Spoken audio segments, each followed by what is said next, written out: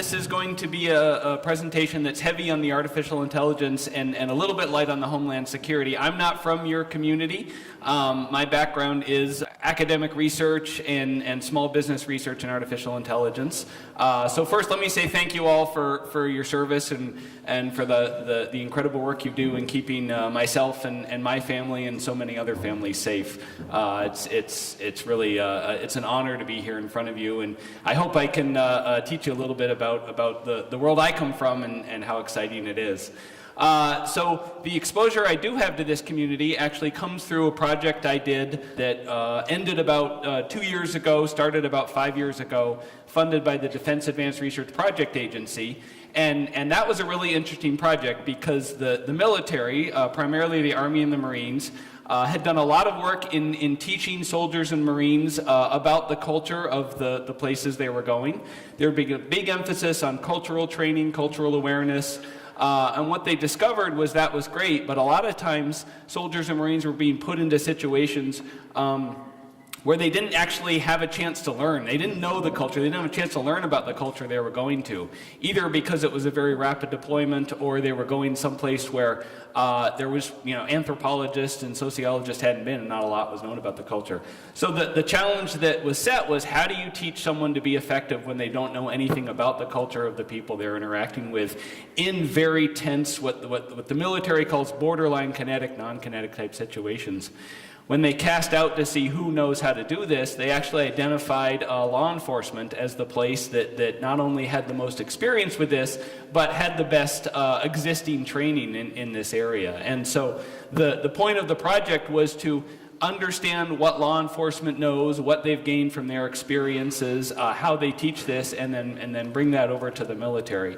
So it was a very interesting project. We worked very heavily with the Washington State Criminal Justice Training Commission and a bunch of sociologists and obviously a lot of military, and really understood some really interesting stuff and developed some really interesting, very tense, emotionally engaging scenarios, one of which I'll talk about here today. This is intended to be kind of a broad overview of artificial intelligence, right? I think a lot of people today, they're hearing so much about AI in the news and the popular media, and they're kind of like, what the heck's going on, right? What is this thing? Why is it such a big deal right now? What changed to make it all happen? And so I'm going to try to kind of give an overview of that. And I'm drawing inspiration from three different things here. The top left there is a presentation that DARPA, I mentioned DARPA earlier, the Defense Advanced Research Project Agency. That is the most blue sky research organization in the military. So DARPA is the place where things like stealth technology, GPS, and the internet, all those things came from research done at DARPA. DARPA's looking very heavily at artificial intelligence, and they put out this 16-minute video. It's pretty short, and you can find it online if you want to look at it, that really gives kind of a nice framework for understanding where AI has been and where it's going. And it's organized into 3 waves of AI, they call it. And so I'm going to draw heavily on that. A second inspiration is a book and the research of an economist, actually, named Daniel Kahneman, Nobel Prize-winning economist, who looked at how economics was done. And really, his dissatisfaction was that most economics at the time assumed that humans were entirely rational, that they would make whatever choice gave them the best chance of the best financial outcome. And he knew, and we all know, that humans aren't rational, right? There's a lot of things we do. And so a lot of his research has been around understanding the very consistent ways that humans aren't rational in a lot of situations. A lot of biases. You may have heard of some of these things. There's things like confirmation bias, loss aversion, right? A lot of very standard biases that we all have that influence our behavior. And so I'm going to draw one of his concepts that I'll talk a little bit about is there are 2 reasoning systems that we all walk around with every day. We really almost have 2 different brains working in 2 different ways. And I think those 2 things feed together well. And then the third is the applications we do, a lot of them at SoarTech, but also some other places. I'm an example guy, right? That to me, something doesn't make sense until you give me a concrete example of what it does. And so I'm going to try to use a bunch of examples drawn on applications of artificial intelligence today to help ground the conversation. So we'll talk about applications, kind of 5 different applications today. I'll touch deeply on Deep Blue, the chess playing program that beat Garry Kasparov. You've all, I'm sure, heard of that. I'm going to talk a little bit about a virtual role-playing system that we built for training simulations. And this is the project I mentioned earlier, very tense, borderline kinetic situations in cross-cultural type dynamics. I'll talk about that. Classifying pictures of animals doesn't sound like anything that's interesting to you, and the actual problem isn't, but there's some really interesting quirks of that problem that I think are really help understand some of the limitations of particularly the deep learning and a lot of the AI you've heard about more recently. One of the systems we're building is a job recommendation system for veterans, which turns out to have a very interesting quirk because the way the military community talks about roles and experience and the way the civilian community does are very different. And so understanding where those fits are is a real challenge. And then, of course, everyone wants to talk about self-driving cars today.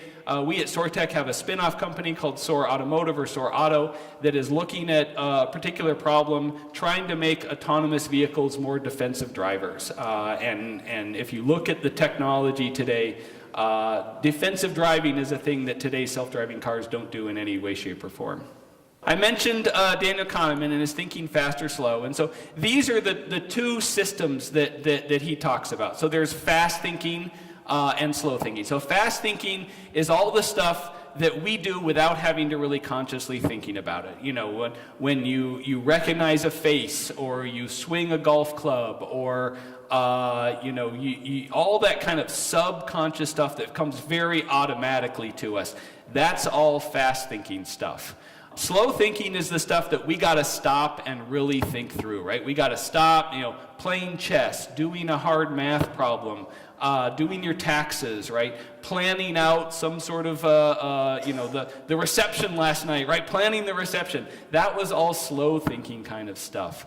And it's very interesting to look at these 2 and think about how what we do fits into these 2 things. And oftentimes these 2 systems actually can conflict with each other and get crossways. So it really is like there's 2 different brains inside a human that are working on these 2 different scales. Sometimes you can do things completely fast thinking. There's no slow thinking involved. Sometimes you can do things and do a lot of slow thinking and very little fast thinking involved. So this is interesting. So let's talk about this in the context of artificial intelligence. So I'm going to talk about chess a little bit and Deep Blue, right? So Deep Blue is an AI program that IBM built quite a while ago to try to be the best chess player in the world. And so chess is really a slow thinking activity, right? Turns out that humans are very good at fast thinking, right? We're very good at recognizing a face. We may be not so great at recognizing a name, but we're really good at recognizing a face. If I give you a picture and ask you to draw a circle around all the faces in the picture, you know, that's not anything that anyone is going to have a challenge with for the most part, right? You know, a 4-year-old could do that. AI is very good at slow thinking, right? If you ask an AI system to look 50 moves ahead in a chess game and try to think, if I do this, then they'll do this, then I'll do this, and they'll do that, that's very easy for an AI system. That's very hard for us to do. So this really is one of the really interesting dichotomies here is humans are very good at one of these kinds of thinking and not so good at the other. And AI is very good at the other kind of thinking and not so good at the first. And the challenge, I think, here is that this leads to a lot of misperceptions about how smart AI is, right? So you could easily imagine, right, if it can beat Garry Kasparov at chess, it must be super smart, and I bet all the things that I can do, it can do even better than I can do. That's not actually the case, right? It can beat Garry Kasparov at chess, but at that time, AI could not recognize a face. If you gave it a picture that had 3 people in it and asked it to find the faces, it had no idea how to do that. So you know, there's all this concern about, is AI going to wipe out humanity? And I think a lot of it comes from this misunderstanding, is that there are things that are hard for us that are easy for AI, and that makes it easy to assume that the things easy for us must also be easy for AI. You know, great example, right? This is Deep Blue. Deep Blue's running on that computer there.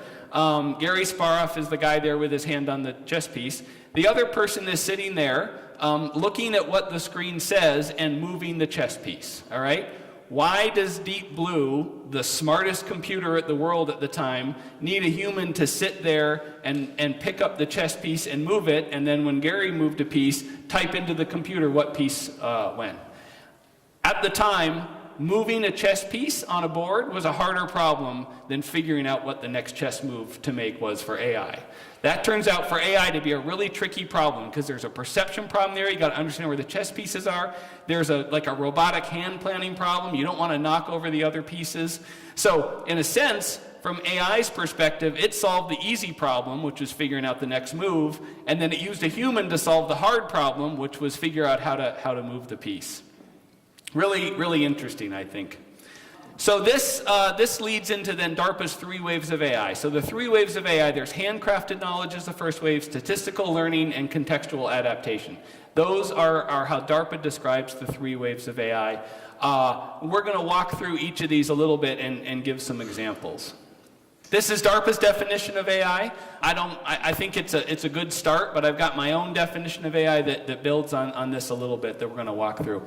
So artificial intelligence. So this is a programmed ability to do a collection of things. And the first 2 things that AI is programmed to do is perceive an environment and take action. So perception here is if you have a camera, if you have a microphone, if you have a radar, whatever sensors are available to the AI system, it's going to understand what it can see in the environment and then use that to assess the situation and develop what the military and we in AI call a situational understanding, right? What's going on? What kind of situation am I in?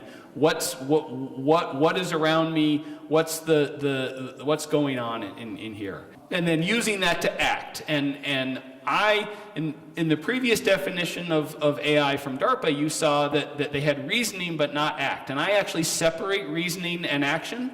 And a lot of this comes from what I learned on this DARPA project I mentioned before with law enforcement. There's a real strong difference between the action you intend to take and the action you actually end up taking. And there's a couple reasons why those 2 things happen. One is your thinking fast system may not do what your thinking slow system tells it to do, right? Many of you probably have played golf, right? Every time you get up to the tee, you intend to hit the golf ball onto the green on a par 3, right? I don't know anyone that gets up there and says, no, I'm not going to try to hit it onto the green. So your intention is to hit it onto the green, but your action system isn't able to follow through, and the action you end up taking is very different in some cases, or a little different in some cases, than the intention of the action. Also in social situations, the other side of the social engagement gets a vote on what action you took, right? We had a great example from this project where a soldier was walking up to some children and went to high-five the children, right? He intended a friendly, high five, hey, how you doing, right? From the children's perspective, he was threatening to strike them, right? And they all cowered and ran away, right? So that's a really interesting different case where he had an intention in his head. He was reasoning and thinking about how to approach this social situation. He chose an action that he thought was going to have a certain meaning to them. His action ended up having a very different, his intention ended up being translated in a very different way in the action. So perception and action, 2 big parts here, and these are primarily the thinking fast system. In the middle then goes reasoning. In some cases, not in all cases, there are a lot of times when you're just doing perception and action without any reasoning in the middle.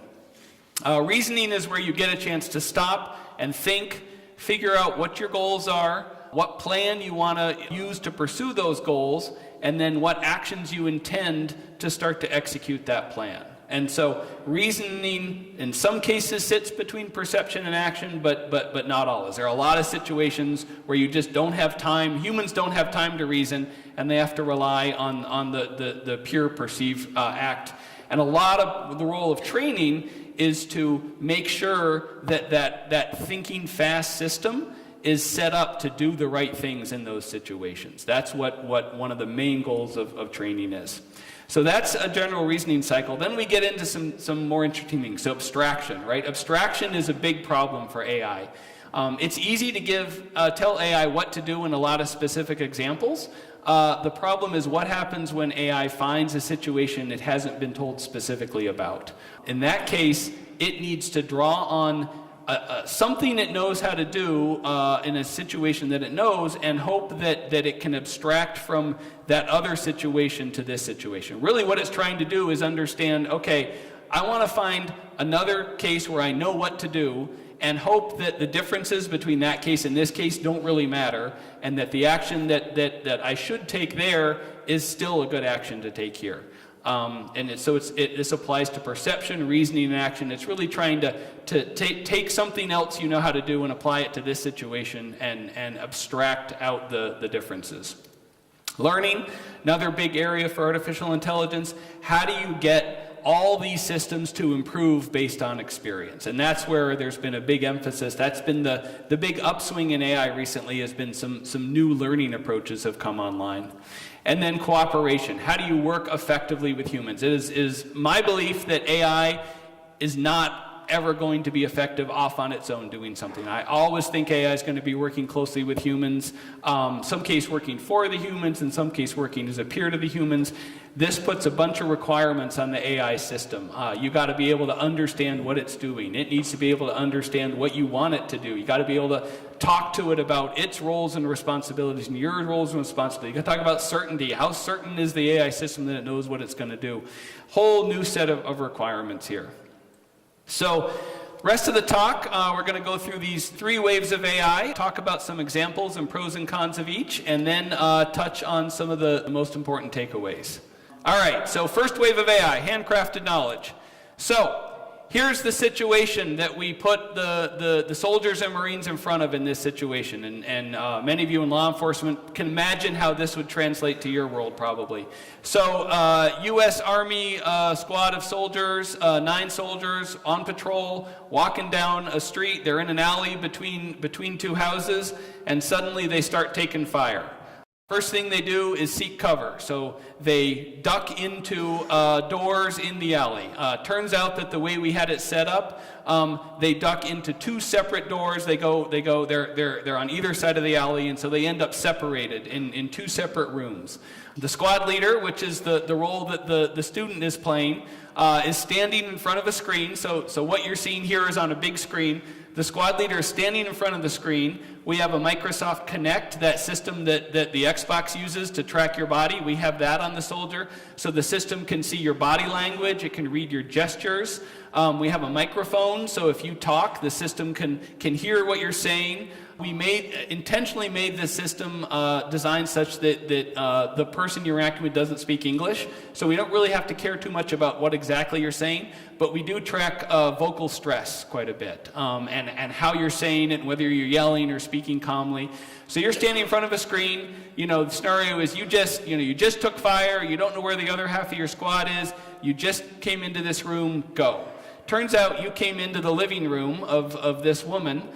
She has no idea what's going on. She just knows that 4 armed soldiers and an interpreter just busted into her living room, right? So the AI is driving this woman. The AI is trying to figure out how this woman's going to react to this situation. So on the perception side, this is what the AI agent might see. All right, I've got 2 soldiers here. They're both standing, so I know that about them. They're both tense. One has a hand on his weapon and a hand out. The other one is holding his weapon. One of them is talking and saying something that I don't understand, and the other one is silent. So this is what the perception in these handcrafted systems do. They just turn whatever they're seeing about the world into a list of facts about the current situation. So this would be the list of facts that this AI system would have. The next step is, how is this AI system going to interpret these facts and assess the situation? So it could assess it a couple different ways. And you can imagine a person sitting down and writing a set of rules that gave all these candidates. Someone might say, if you have some uninvited guests come into your house, right, that's an intrusion. So I'm going to write a rule that says, if you have people and you don't know who they are and they're in your house, then you're in an intrusion situation. Or if you have people in your house and they're acting tense and they have their hand on their weapons, this is a threatening situation. Or if you have new people in your house, right, it's a hospitality situation. You should greet them and offer them tea, right? An AI programmer sits down and writes this sets of rules and then writes a method by which the system can choose which rule it should use for each particular situation. One of the things we play around with here is making sure that the system picks different rules at different times to give the soldiers and Marines a broader range of experiences, right? To make sure they don't see the same thing over and over again. So in this case, the system's gonna pick this rule. It's gonna say, okay, these two soldiers are tense, they got their hands on their weapons, right? This is a threat. All right, I'm being threatened. So my situational assessment is that I'm under threat. So now there's a set of rules that says, okay, if I'm in a threat, right, what goal should I pick? What's gonna be my goal here to handle this situation? And again, 3 rules. If I'm under threat, I might flee. That's one very reasonable goal. If I'm under threat, I might fight, right? Or I might cower in the corner. Again, these are rules written by a person. In this case, I'm going to pick fight. Okay, so now I've got my assessment. I'm under threat. I've got my goal. I want to fight back against this threat. So what is my intended action or plan going to be in this situation? Again, write some rules for this, give a range of reactions. So I might I might walk up and shove the soldier. That's one thing I might do. I might start berating the soldier verbally. I might pick up tea and throw that at the soldier, right? Another thing we could do. Again, we can give these soldiers and Marines a pretty broad range of experiences here. So I'm going to pick berate the soldier, and then that gets translated into an action system. So there's in the game engine we were using the ability to play an animation that's like an angry shaking fist gesture. An audio system plays a clip that we don't, an English speaker wouldn't understand, but it's a clip that's berating you. And then in this case, we wanted to give the soldier a hint, so we put up this angry tag over the person's head. So that's kind of one step through the cycle of reasoning that the AI system does. Now, the soldier's got to decide how to respond, right? Should they put their hand on the woman? Should they say something to the interpreter to tell the woman something? Should they leave the room? Probably not. But it's kind of this back and forth where the AI system is deciding how it wants to do based on these rules that a person have written to design the system to play out in a certain way, and then the soldier gets to react to these and they go back and forth with this interaction. So this is how, in large part, the first form of AI, that first wave of AI works. What are the pros of this system? So there's some really big advantages, and this is what also is called in the AI community sometimes good old-fashioned AI, right? This is how AI's been done. This is for 20 plus years. This is what we as a company got our start doing 20 years ago. We were building AI agents like this originally for the Navy to train air-to-air combat. We wanted large simulations for air-to-air combat training, and we didn't want to have pilots fly all the enemy aircraft. So we built AI agents to fly all those enemy aircraft. So some pros. The system's behavior matches human behavior, right? Since a human has to understand what the system should do and write those in, then we know that what the system's going to do is the same or has some correspondence to what people would do in those situations. So that's nice, especially in training situations where you want that realism of human reaction. The system can communicate what it's doing, right? If we go back here, if you stop at this point and say, what are you doing? The system will say, well, I saw these two soldiers. I assessed the situation as a threat. I decided that my goal was going to be to fight. And, I picked the action of berating. That it can give kind of a reasoning chain and explain to you how it got to the actions it's taking. Which is good for a couple reasons. One is it helps you understand what the system's doing. It helps you cooperate with the system. Also, it's good for validation. Everything about the system can be known and verified. I mentioned that. And then the behavior doesn't change with experience, which can be a pro and a con, right? A lot of training systems, you don't want the system to be doing unexpected things. You want to put the students through a very controlled, specific environment to make sure they're learning what you want them to learn. And so a system that is hand-coded and doesn't change over time gives you that advantage. The cons here, handcrafting can be very expensive and it doesn't scale. You can do this for one scenario like this. When you sit down to do another scenario, you got to write often a whole new set of rules. You can reuse rules, but you got to do a lot of this hand crafting, hand programming of the system over and over again. And this is most effective for slow thinking tasks. Turns out that fast thinking tasks, we don't really know how we do them, right? If I ask you, how do you recognize your child's face? You're like, I don't know, I look at my kid and it's my kid, right?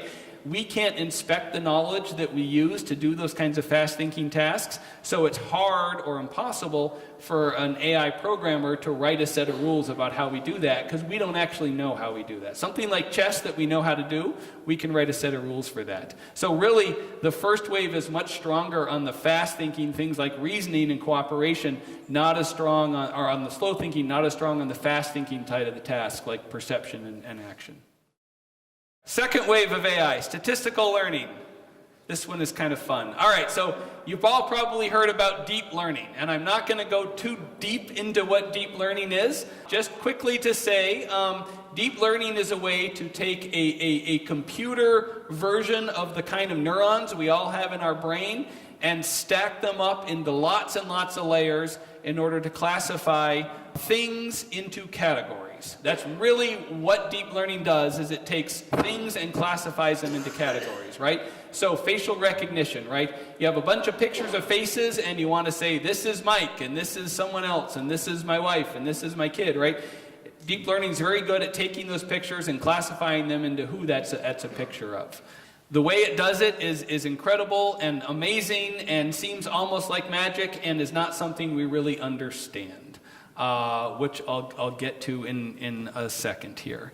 So here's the example problem I'm going to use, which is kind of interesting. Classifying pictures of animals, and particularly pandas versus gibbons. If you don't know, I put pictures up here of what pandas and what gibbons are. I actually made it a little harder because I specifically picked black and white gibbons.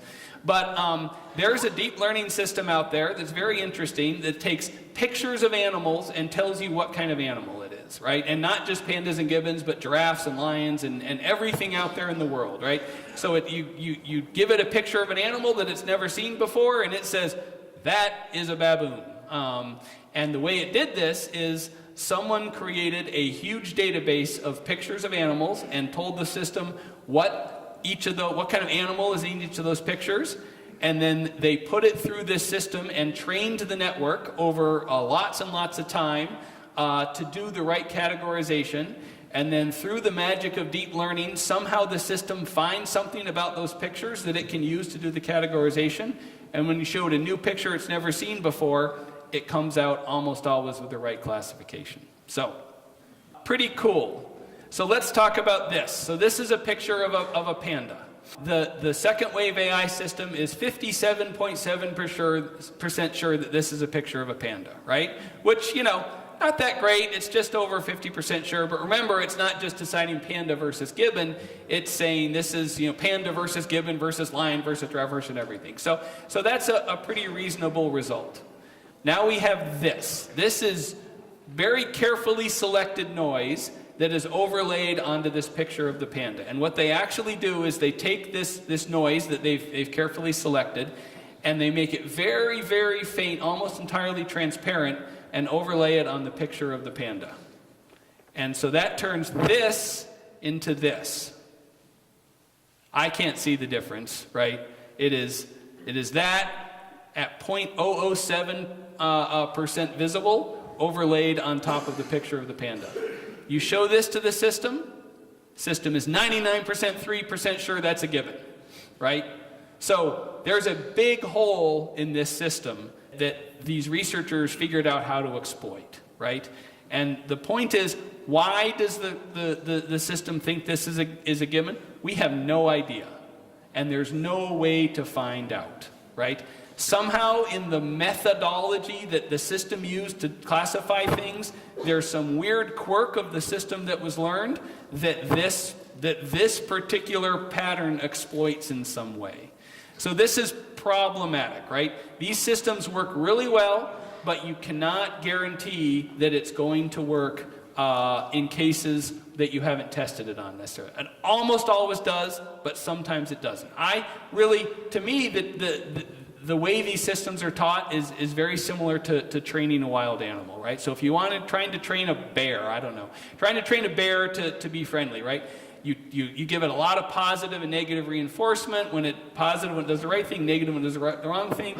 You teach it again and again and again, and it's you're pretty certain it's going to do, but when you put it in a new situation, you're never quite sure what it's going to do, because you don't know what exactly it has learned and how it's wired internally, and in a new situation, it might do something unexpected. That's the same way with these second wave deep learning systems, right? Almost always they do what you want them to do, but there are some really unexpected things here. You can imagine from the military's perspective, right? There's been a lot of interesting work on using these kind of systems to, I'm just going to pick a random example, to pick ICBMs out of satellite images, right? We get, tons of satellite images. We don't want to have a person have to go through and look at them all. Can we learn a deep learning system to go and find the ICBMs and all these things? If it turns out that, you can put some special kind of camouflage on your ICBM, and the deep learning system will say, oh no, that's a cow, right? Then that's a vulnerability in this kind of technology that we need to understand. So deep learning is great. It's incredible. It is so good at finding ways to classify lots of complex situations of things, but it does have these holes. So this gets to this second wave of AI systems. So scales to very, very large problems and data sets. You can put incredibly complex kinds of problems into these systems, and they can make sense of it. And they're incredibly good at finding patterns in data. They need a lot of training examples, and this is really tricky. I was having a conversation recently with someone who was formerly at DHS, and we were talking about this. And one of the challenges they had is they have lots of examples of negative situations, right? If you want to classify something into is this a bad thing or a good thing, most of the data he had was on things that had gone wrong, and they didn't have data on the things that hadn't gone wrong. And so that's a problem here, because you need lots of examples of both sides of the classification, or all parts of the classification, in order to do this. I believe that there's pretty soon there's going to be a significant job growth in the area of engineering data for deep learning systems. So, I'm telling my kids that's an area they should look at as they move their way through school. I mentioned there's not a great way to understand how these systems work internally, and there's no guarantee the system will work on new sensor input. Third wave of AI, contextual adaptation, and this is really the future, right? So the history of artificial intelligence is we had a lot of these handcrafted systems. That's what was being built for many years. About 10 years ago, some interesting things changed. One is that caused this growth in the second wave. One is that a lot more data became available. Disk-based got a lot cheaper. We could store more data. There were a lot more sensors out there. A lot more data was being collected, so we had more data. The second thing that happened is people figured out this method of stacking up these neural network systems on top of each other and getting these very deep systems. And the third thing that happened is they figured out that training these kind of systems is exactly what the GPUs that the video game industry developed were good at, right? So if any of you are gamers or have kids that are gamers, you know that if you buy a gaming computer these days, they come with those graphical processing units, those special cards that are for the graphics. Turns out those systems are also really, really good at doing the kinds of training that these systems need. So that's been a big boom. So that led to the growth of these second wave systems. There are a lot of problems that the second wave systems can solve, and so there's a lot of low-hanging fruit on that tree of applications for AI that the second wave systems can tackle. But those fruit, they're not there for everything, and so it's this third wave is what's growing and what is coming online as the new area. So just some examples of these third wave systems. So this is a system we're doing at SoarTech, a job recommendation system. So very interesting, a lot of veterans retiring, looking for jobs. They have a lot of experience, a lot of really valuable experience, but the language that's used to describe that experience isn't the same as the language that the civilian community uses, and a civilian hiring manager isn't going to look at that military resume and really understand what a lot of it means, okay? So there's a real disconnect there between the experience veterans have and how it's communicated to the civilian job market. What we want to do is provide a recommendation. Say, hey, this veteran is a really good fit for the job you're looking for. A challenge here is this is what we think of as a high-cost recommendation, right? So Netflix has a recommendation system, which is an AI system that says, hey, you might like this movie, right? That's a low-cost recommendation. At most, you lose 2 years of your life watching a movie, or 2 hours of your life watching a movie that you don't enjoy, right? A job is a high-cost recommendation system, right? You're going to lose 2 years of your life potentially in a job you don't enjoy, and for the hiring manager, right, that hire is going to be very, very costly to the company. So, given that this is such a high-cost recommendation, how do we convince both sides that it's a good fit? Second wave systems have looked at this. If you go to places like ZipRecruiter or Monster.com, right? They have AI behind the scenes that takes your resume, takes the jobs, and tries to match you up, right? And that is based on their huge database of who has searched for a job and what job they've clicked on and read about and said they're interested for and applied in, right? So that's their measure of a positive fit in their training examples is someone said, oh yeah, that's a job I might like, right? And they say, okay, this is a positive example of a resume matching a job. If you did a search and didn't click on it, then they take that as a negative example of the fit. And from all this, they can learn a pretty good way to match these things up. The problem here is that when that system learned for veterans, right, the hiring manager looks at the resume and is like, I don't understand why this was a suggestion for my job. I don't see anything on here that makes sense to me. And oftentimes the veteran looks at the job and is like, well, I don't entirely see how my experience fits into this.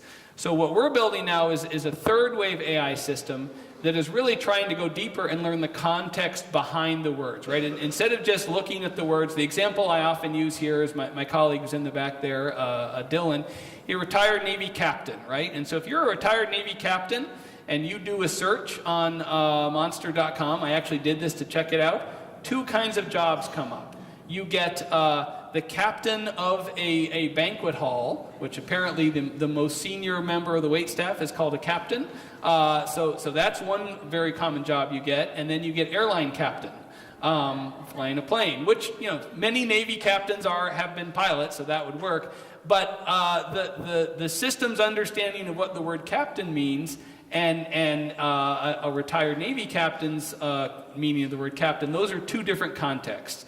And so if the system can learn the context behind the words, then it can actually generate an explanation for both sides of why this is a good fit. So this is actually a part of the model that was learned for one of our employees at SoarTech. So this is a guy, Colonel Scott Lathrop, retired from the Army.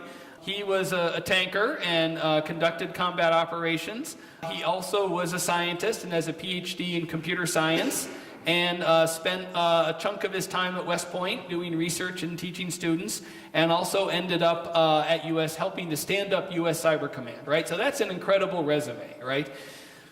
On the left was the kind of things we at SoarTech were looking for as someone to come in and lead our new cyber business area, right? We wanted someone who could manage people, manage cyber projects, conduct research, right? And there's not a lot of, from a word, just a raw word space, there's not a lot of commonality there between those 2.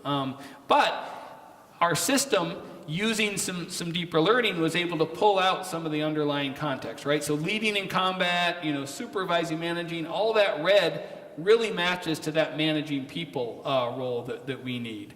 And the yellow there, the conducting multi-million-dollar cyber projects, publishing articles, that matches to that matching the cyber projects, and then the blue, the publishing articles, matches to the conduct research. So using this underlying system, the system could find this match, and then it could provide along with the resume, an explanation saying, hey, you need someone who can manage people. this person has managed people, this is the part of their resume where it talks about, even though it's not using the words you might expect, where it talks about managing people, and this is a little bit about what that part of the resume means that helps give you the confidence that you can manage people. It's a really cool problem, and this explanation, this ability to explain what's going on and what's underlying the system is one of the big features of the third wave of AI. Another great example, I'm going to talk a little bit about SoarAuto. So SoarAuto is our spin-off company, and it's tackling a very specific issue in the world of self-driving cars. So most self-driving cars today are very kind of fast-thinking type systems, okay? They sense and they react is primarily what they do. And so if you're driving down, if you're a self-driving car, you're driving down the road, right, you're not going to do anything until another car starts to move, right? If someone starts to move in front of you, that's when you react and slow down to let them in if they're merging in front of you. But you have no idea that might happen until your sensors pick up that the car actually starts to move. If you know defensive driving, right? Defensive driving is about anticipating what others around you are going to do, what might happen, and making sure that you're ready for that if it happens. And that's really the problem here we're looking at, bringing the context of what other drivers might do even before they start to do it, to the reasoning of self-driving cars. So this is a little scenario we've developed. So the self-driving car is that black car. There are, in the right lane there, two trucks, the gray truck and the pink truck. And in the left lane, there's two other cars, the green car and the gray car. And this is a really complex situation because you're merging from 3 lanes down to 2. And so those cars to the left of you need to get over. And when I play the animation here, you'll see that this pink truck is actually going quite a bit faster than you in the gray truck. It's trying to get ahead of you and merge out. So we'll just play this quickly. All right, so that's a bad situation to be in, right? That green and that pink are coming together, they're having to deconflict, and you being right up there with them is a real challenge. Self-driving cars today aren't going to recognize that challenge until that green and pink vehicle start to move in, right? They don't have the context to know, oh, that lane is ending, therefore those cars need to get over. I need to start thinking about how to let them in. Or, oh, that truck is coming up fast on my right. That probably means that it's when it gets behind this truck in front of me, it's going to merge in front of me. They're not doing that reasoning ahead. So we call this intent, right? What is the intent of the other vehicles around you? We can apply this to pedestrians. We can apply this to bicyclists. What is the intent? And based on that intent, what should I do to make sure I'm safe? And so in this case, we actually run a little forward simulation in the head of the AI system, right? We know what the goals of some of these other drivers are. We're running the situation ahead. We're saying, ooh, if they do what I think they're going to do, there's a risky situation up there. I better slow down so that there's more room for them to maneuver. And then you can slow down and let these systems adjust accordingly. So pros and cons of the third wave of AI. So this additional information, this context can really help with complex problems, right? Having more information is always better for AI systems. Context can help the human understand what the system is doing. We talked about that a little bit with this explanation case. We don't quite know yet about the vice versa. We don't know whether context can help the AI system understand what the human is doing. That's an active area of research. And context really allows for more careful abstraction, right? One of the big problems with abstraction is I thought this situation was the same as that one for all, meaningful purposes, but it turned out it wasn't. Often it's the context you didn't have that gets in the way of understanding why those two situations were actually different. The cons, this is the cutting edge, right? This is what people are just starting to work on today, and we're still trying to figure out where all this context comes from, right? Where are we going to get context into the system? I hope we don't fall back to handcrafting the context like we did with the first wave of AI. So that's kind of a summary of the 3 waves. So one of the things they asked me to talk about is the most important things to know about AI. And a lot of it summarizes what we're going to talk about today. So I've got 5 most important takeaways. The first one, AI is not going to enslave humanity anytime soon. okay? I have been doing artificial intelligence research for 30 years probably now, surprisingly. I'm not worried about it. The jokes you hear in the community is what happens if a robot goes rogue and tries to wipe you out. You slowly walk over and unplug it, right? You walk out the door and shut the door because it can't open a door. It can't grab a doorknob, right? So where is this coming from? So the first thing I'll say here is that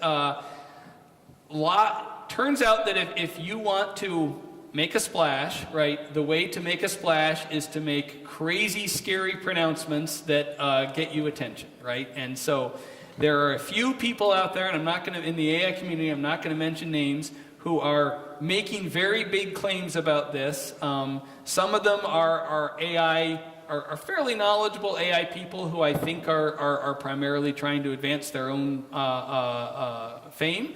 Others are people from outside the AI community who are smart people, but are looking at the problem and misperceiving what's going on here.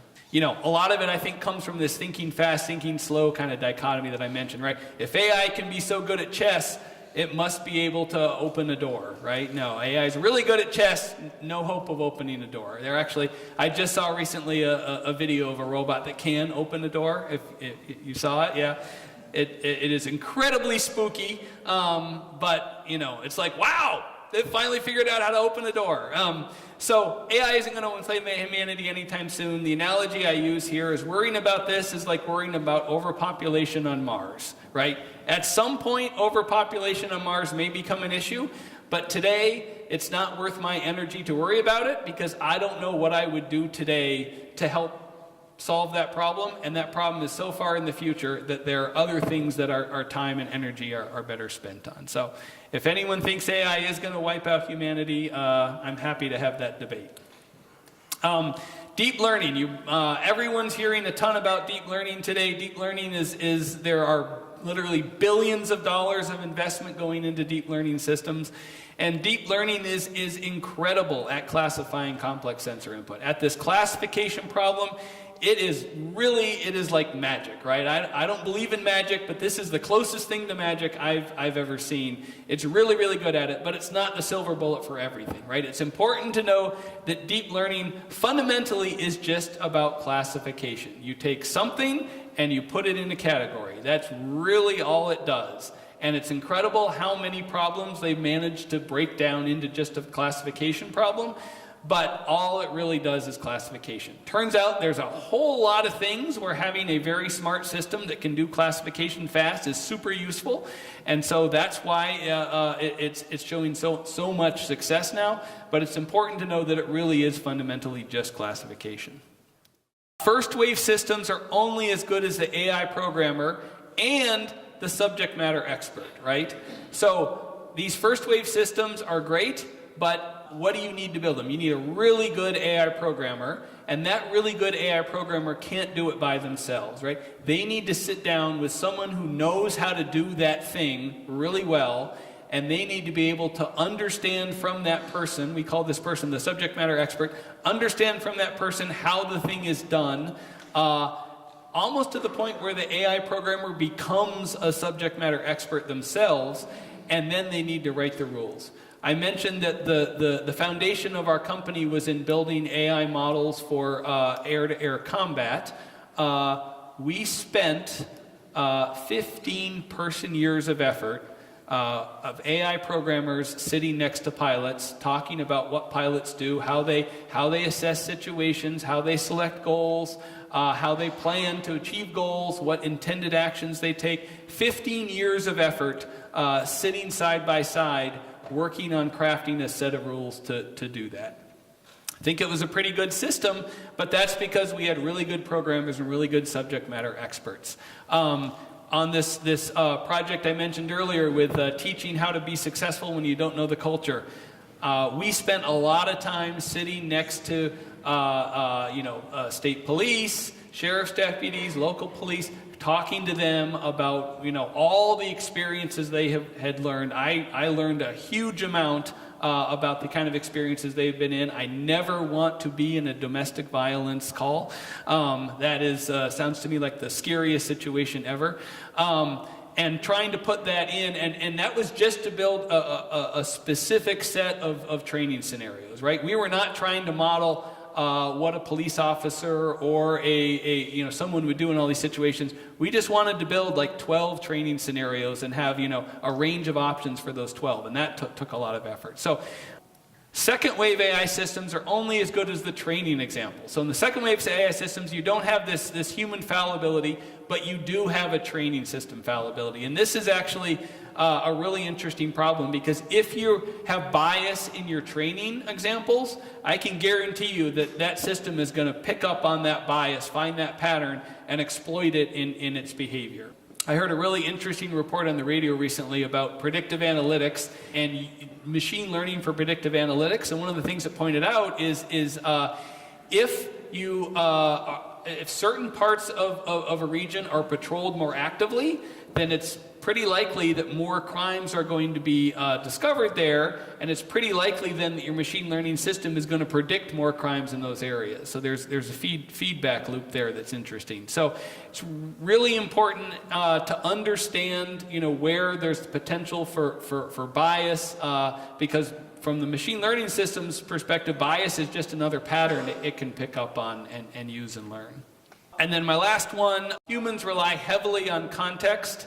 AI systems are only starting to use context. And context is so natural to what we do, this kind of common sense knowledge, additional information we have outside of the situation we're in that we apply.